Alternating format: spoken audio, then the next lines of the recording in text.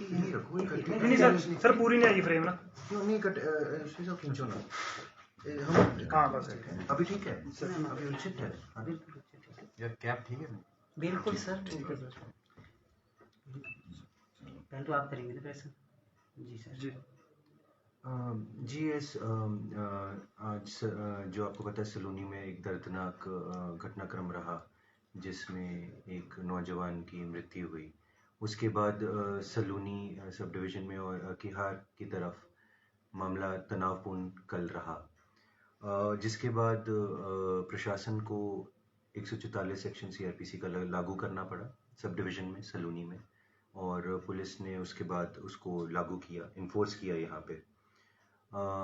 इस स्थिति को बेहतर बनाने के लिए हमने लोगों से आग्रह किया कि स्थिति में कि हमें हमारी सहायता करें कि पीस बनी रहे, और साथ में अन्य कोई एलिमेंट्स ऐसे अगर जो यहाँ पे थे जिससे कुछ और स्थिति बिगड़ सकती थी, उसके लिए अधिक पुलिस बल और वरिष्ठ अधिकारियों की भी यहाँ पे तैनाती है वर्तमान में।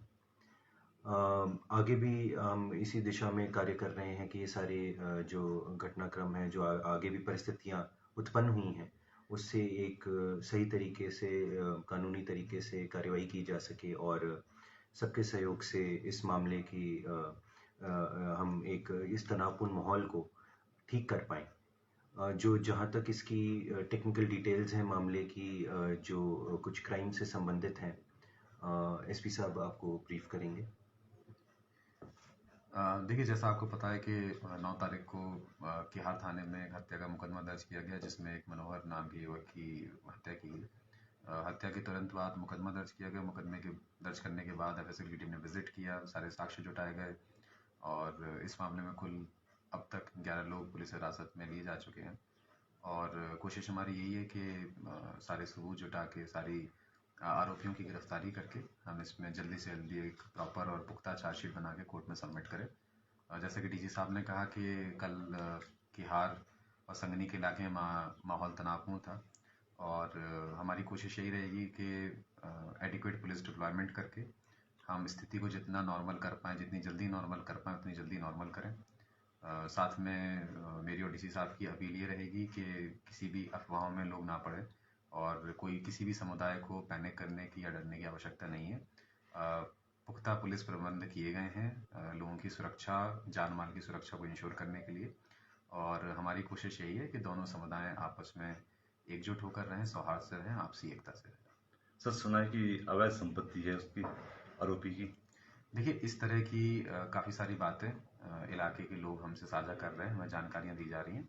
मैं आपको आश्वस्त करता हूँ कि इस तरह की जितनी भी जानकारी हमारे पास आ रहे हैं, हम सभी पहलुओं पर एक निष्पक्ष जांच करेंगे और जांच के आधार पर जो भी कार्रवाई बनती है वो की जाएगी। अभी तक कितने लोगों को अरेस्ट किया जा चुका है? देखिए, जैसा मैंने आपको बताया, अब तक हमने कुल 11 लोगों को पुलिस हिरासत में। आरोपी के पास लोगों ने आरोप लगाया कि संपत्ति से ज़्यादा अधिक उसके बैंक में करोड़ों रुपए है, तो उसमें क्या जांच कर रहे हैं, की जा रही है, क्या है? जब हमारे पास ये बात कल रखी गई है किहार में लोगों द्वारा, ये जो मामला है, हमने आपको मालूम है कि हमने इन लोगों से आग्रह किया है कि हमें इसके बारे में और अगर डिटेल्स दें, उस डिटेल्स पे कार्रवाई की जा सके। साथ में जहाँ तक संपत्ति की बात है, तो जो इनकम टैक्स विभाग है उनसे संपर्क करके इसके बारे में भी आगे कार्रवाई की जाएगी, जैसे हमें बैंक डिटेल्स वगैरह की कुछ जानकारी मिलती है, ताकि आगे तहकीकात की जा सके। लोगों का ये भी कहना है कि उसके पास अवैध कब्जा भी है, जबकि उसके पास अपनी जो है कुछ एक ज़मीन है, जबकि उसने 100 बीघा के करीब उसने कब्जा किया हुआ है। इस पे क्या प्रशासन की क्या कार्रवाई है? जो लोग जिस मात्रा की बात कर रहे हैं, इतनी भूमि की बात, तो यहाँ पे जैसे आप जानते हैं अधिकतर वो भूमि वन भूमि है। जो हमारा विभाग है कंसर्न, उसको ऑलरेडी डायरेक्शंस दिए जा चुके हैं कि वो इसमें जो चाहे टेरिटोरियल एरिया पड़ता है, चाहे वाइल्ड लाइफ वाला एरिया पड़ता है, वो दोनों अधिकारी जहाँ से संबंधित हैं वो इसको देखेंगे। साथ में जहाँ पे इन्होंने अन्य भी अपने कुछ मकान या अन्य चीज़ें जहाँ बनाई हुई हैं, तो रेवेन्यू विभाग उसको देख रहे हैं। सर, जो उसका मकान खजोगम है, वो तो एक प्रतिबंधित है वन्य प्राणी का सेंचुरी एरिया का। सेंचुरी एरिया, तो उसमें उसने कैसे मकान बनाया और कैसे संपत्ति वो की है? कोई बात नहीं, जांच करी, जैसे मैंने आपको बताया, जांच करी जा रही है अधिकारियों द्वारा। वो विजिट करेंगे स्पॉट, उसको देखेंगे, अगर कुछ है जो नियम के अनुसार नहीं है, और उसके बाद वो कार्यवाही भी अमल में लाएंगे। सर लोगों से क्या अपील करेंगे आप?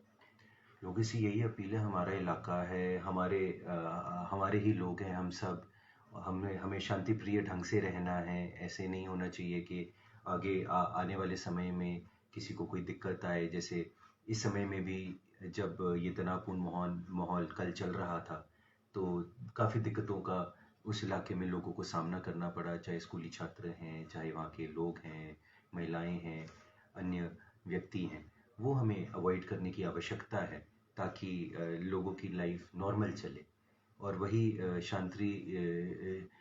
हम नॉर्मल यहाँ पे चाहेंगे कि माहौल जल्द से जल्द सबके सहयोग से हो। आपसी तनाव अगर किसी का है भी, वो कम हो, और उसी में हम सारा टाइम, चंबा की जो टीम है वो इसी में लगी रहेगी। जो माहौल तनावपूर्ण हुआ है इस मामले को लेकर, उसके लिए सुरक्षा व्यवस्था को लेकर कैसे कदम उठाए जा रहे हैं? देखिए, जैसे मैंने आपको पहले बताया कि हमने प्रॉपर पुलिस अरेंजमेंट्स किए हैं। इसमें हमारे पास बाहर से भी पर्याप्त मात्रा में फोर्स आई है, और फोर्स को ज़रूरत के हिसाब से जो भी संवेदनशील इलाके हैं वहाँ डिप्लॉय किया गया है। जगह जगह पर नाकाबंदी भी की गई है। जैसे डीसी साहब ने आपको पहले बताया कि सलोनी सब डिवीज़न में 144 धारा लगाई गई है, और पुलिस की पूरी कोशिश रहेगी उस धारा को हम लेटर स्पिरिट में उसको इम्प्लीमेंट करें, और कोशिश यही रहेगी कि लोगों में एक विश्वास का माहौल पैदा हो और लोग अपने आप को सुरक्षित महसूस करें, और पर्याप्त मात्रा में पुलिस बल यहाँ पर किहार के इलाके में तैनात रहे। सर स्कूल कब तक बंद रहेंगे? स्थिति के अनुसार फिलहाल कल तक, उसके बाद स्थिति अनुसार जैसे हमें इनपुट्स यहाँ से मिलते रहते हैं